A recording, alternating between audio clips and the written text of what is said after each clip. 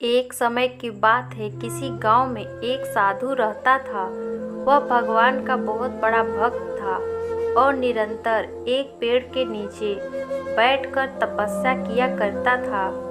उसका भगवान पर अटूट विश्वास था और गांव वाले भी उसकी इज्जत करते थे। एक बार गांव में बहुत भीषण बाढ़ आ गई। चारों तरफ पानी ही पानी दिखाई देने लगा। सभी लोग अपनी जान बचाने के लिए ऊंचे स्थानों की तरफ बढ़ने लगे। जब लोगों ने देखा कि साधु महाराज अभी भी पेड़ के नीचे बैठे भगवान का नाम जप रहे हैं, तो उन्हें यह जगह छोड़ने की सलाह दी। पर साधु ने कहा, तुम लोग अपनी जान बचाओ, मुझे तो मेरा भगवान बचाएगा। धीरे धीरे पानी का स्तर बढ़ता गया और पानी साधु के कमर तक आ पहुंचा। इतने में वहां से एक नाव गुजरी। मल्लाह ने कहा, हे साधु महाराज, आप इस नाव पर सवार हो जाइए, मैं आपको सुरक्षित स्थान तक पहुंचा दूंगा। नहीं, मुझे तुम्हारी मदद की आवश्यकता नहीं है, मुझे तो मेरा भगवान बचाएगा, साधु ने उत्तर दिया।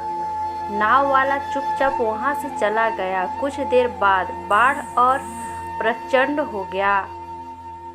साधु ने पेड़ पर चढ़ना उचित समझा और वहां बैठकर ईश्वर को याद करने लगा। तभी अचानक उन्हें गड़गड़ाहट की आवाज़ सुनाई दी।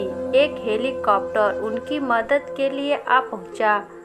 बचाव दल ने एक रस्सी लटकाई और साधु को उसे जोर से पकड़ने का आग्रह किया, पर साधु फिर बोला, मैं इसे नहीं पकड़ूंगा, मुझे तो मेरा भगवान बचाएगा। उनकी हट के आगे बचाव दल भी उन्हें लिए बगैर वहां से चला गया। कुछ ही देर में पेड़ बाढ़ की धारा में बह गया और साधु की मृत्यु हो गई। मरने के बाद साधु महाराज स्वर्ग पहुँचे और भगवान से बोले, हे प्रभु, मैंने तुम्हारी पूरी लगन से साथ आराधना की, तपस्या की, पर जब मैं पानी में डूबकर मर रहा था तब तुम मुझे बचाने नहीं आए, ऐसा क्यों प्रभु? भगवान बोले, हे साधु महात्मा, मैं तुम्हारी रक्षा करने के लिए एक नहीं बल्कि 3 बार आया।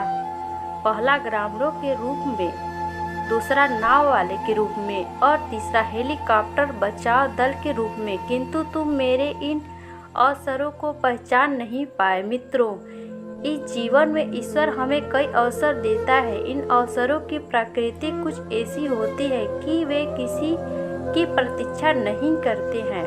वे एक दौड़ता हुआ घोड़े के समान होते हैं जो हमारे सामने से तेजी से गुजरते हैं। यदि हम उन्हें पहचान कर उनका लाभ उठा लेते हैं तो वे हमें हमारी मंजिल तक पहुंचा देते हैं, अन्यथा हमें बाद में पछताना ही पड़ता है।